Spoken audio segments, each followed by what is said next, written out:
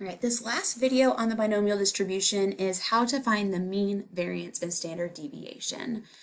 So the formulas from the OpenStax textbook are provided here, and we will use those in the context of this situation. So same example from before.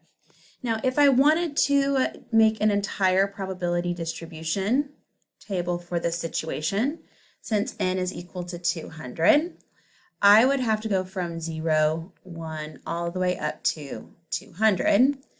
And if we wanted to use the traditional x times p formula for the mean, like that's going to be 201 calculations there, which is not very fun. Like that's not something that we want to do. However, for expected value or for mean, if you have a binomial distribution, we can actually just use n times p. Now, it should make sense that if I have 200 people with a probability of success at 1.28%, that 1.28% of 200, or multiply those together, would be your expected value, which ends up being 2.56. Similarly, with standard deviation and variance, again, I could use x minus 2.56 squared times the probability for each and every one of these 201 outputs. However,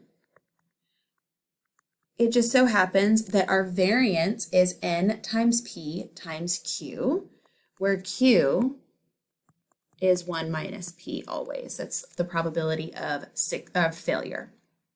Okay, so 200 times p times the probability of failure.